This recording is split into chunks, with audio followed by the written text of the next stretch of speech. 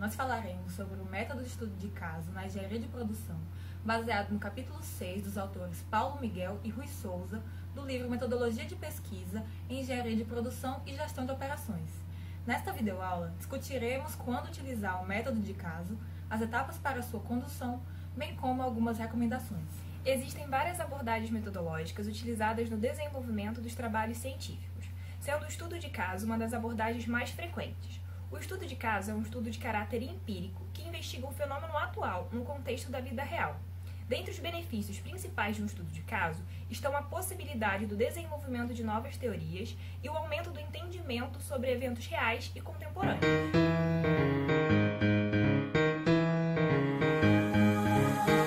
Uma abordagem metodológica adequada de pesquisa compreende diferentes níveis de abrangência e profundidade. A definição dessa abordagem e a seleção dos métodos e técnicas são realizadas a partir da formulação do problema. Nessa etapa são identificadas as lacunas de pesquisa. Para a seleção de qual abordagem deve ser utilizada, alguns fatores devem ser considerados, como o tempo disponível para a finalização da pesquisa e os recursos financeiros e de tempo para suporte ao trabalho. O pesquisador deve selecionar aquela que for mais apropriada para solucionar os problemas estudados. O método de caso pode ser utilizado para diferentes tipos de investigação, sendo eles a exploração, que serve para desenvolver ideias e perguntas de investigação, a construção de teoria, que permite identificar as variáveis-chave, suas ligações e explicar por que elas existem, o teste de teoria, para testar questões complexas, e a extensão ou refinamento de teoria, que serve para estruturar melhor as teorias existentes com base nas observações coletadas, sendo o estudo de caso especialmente apropriado aos dois primeiros tipos.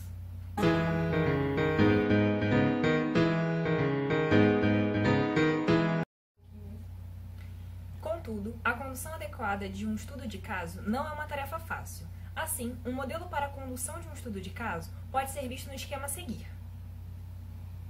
Definir uma estrutura conceitual teórica, planejar os casos, conduzir um teste piloto, coletar os dados, analisá-los e gerar um relatório de pesquisa.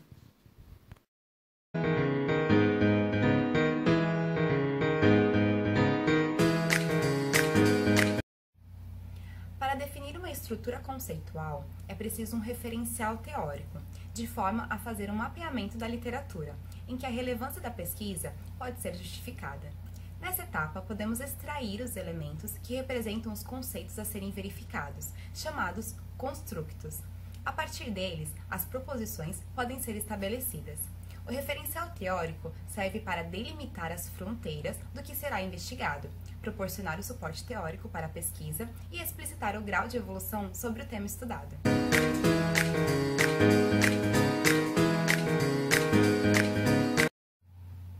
A primeira tarefa a ser pensada no planejamento de uma unidade de análise é a escolha do caso, referente ao tipo e número. Quanto ao tipo, ele pode ser retrospectivo ou longitudinal. No estudo de caso retrospectivo, o passado é investigado coletando dados históricos, sendo difícil determinar relações de causa e efeito. Já o caso longitudinal investiga o presente, consumindo muito tempo e não sendo conduzido em tempo real. Quanto ao número, ele pode ser único ou múltiplos casos.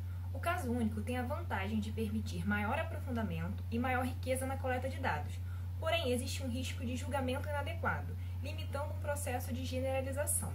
Há situações em que o caso único deve ser adotado, como em estudos exploratórios, estudos longitudinais e casos únicos reveladores.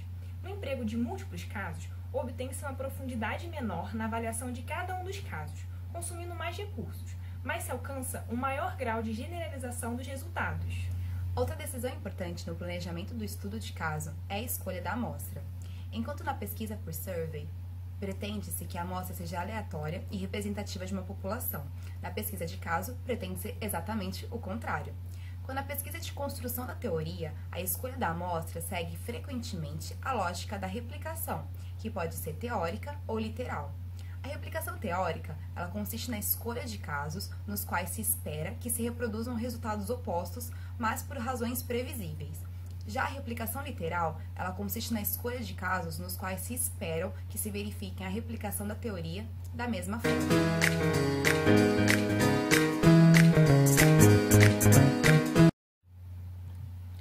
A partir das preciso determinar os métodos e técnicas para a coleta dos dados. Para isso, devem ser utilizadas múltiplas fontes de evidências, como entrevistas, análise documental, observações, visitação de fábrica, quando pertinente, entre outras. O uso de diversas fontes de evidência permite a utilização da técnica de triangulação, que compreende uma iteração entre elas, sustentando os constructos, proposições ou hipóteses, visando analisar a convergência ou divergência. Uma vez escolhidas as técnicas para a coleta de dados, um protocolo deve ser desenvolvido, que é o instrumento que melhora a confiabilidade e validade na condução de estudo de caso. Além do conjunto de questões a serem usadas, ele deve conter procedimentos e regras gerais para a condução da pesquisa, assim como a indicação da origem das fontes de informação. Antes de partir para a coleta de dados, é sempre importante a condução de um teste piloto pelo pesquisador, cujo objetivo é verificar os procedimentos de aplicação com base no protocolo.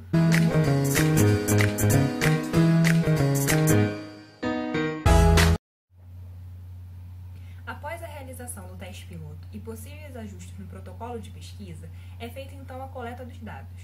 Um contato inicial deve ser estabelecido com uma autoridade que permita a condução da pesquisa e indique quais os possíveis entrevistados.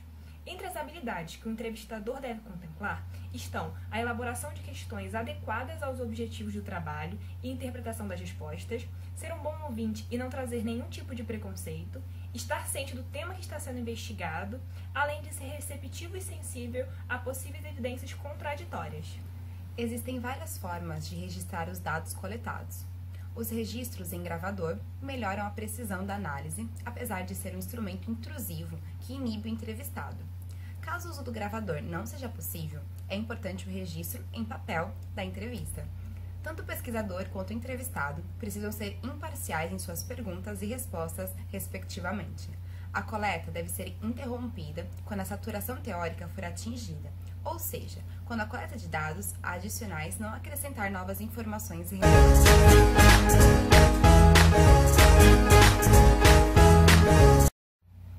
A definição dos meios para análise dos dados normalmente é deixada de lado.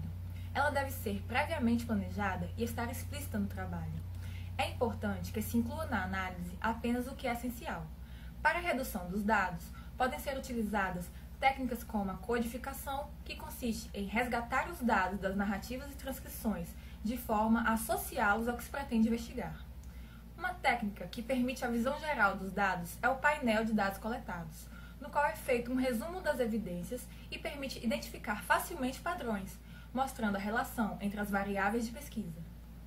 Esse é um exemplo ilustrativo de um painel de dados, no qual são apresentadas diversas fontes de evidências, como entrevistas e análise documental, e os construtos que devem ser verificados com o estudo de caso.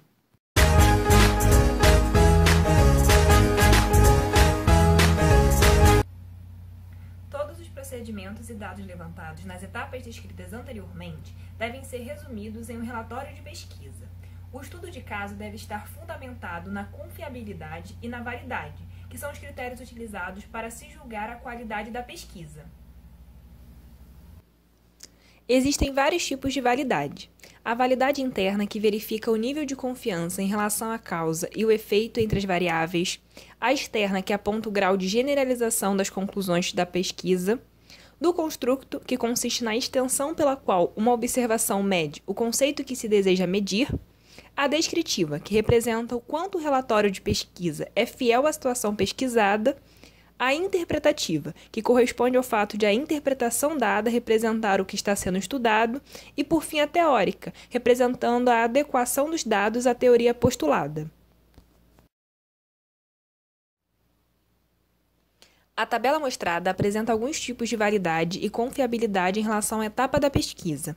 Por exemplo, a validade do construto está presente durante a coleta e análise dos dados, a validade externa durante o planejamento dos casos e a confiabilidade durante a coleta de dados.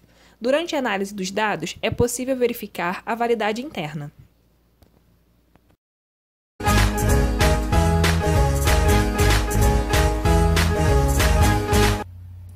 Na sequência, apresentaremos algumas recomendações para o planejamento e a condução de um estudo de caso.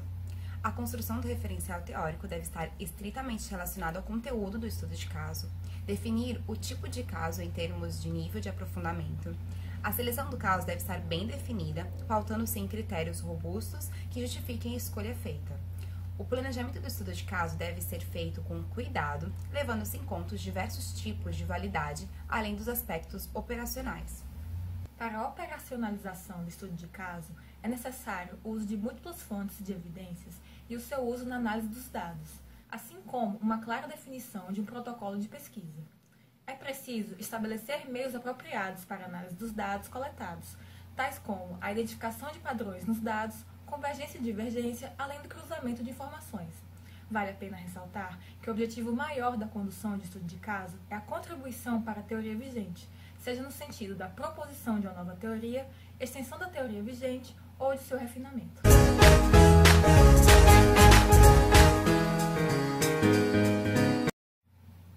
A publicação da pesquisa baseada no método de caso é um dos parâmetros importantes na avaliação do desempenho acadêmico.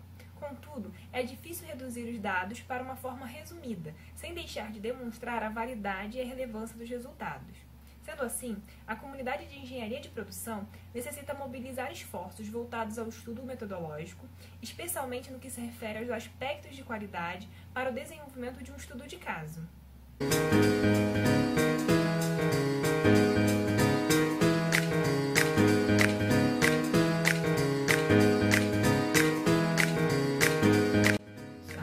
Existem várias abordagens metodológicas utilizadas no desenvolvimento dos trabalhos científicos.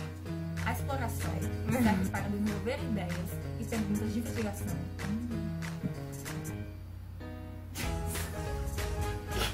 Natália! Ai, meu Deus, Que a amostra seja aleatória. ficar mais facilmente padrões, mostrando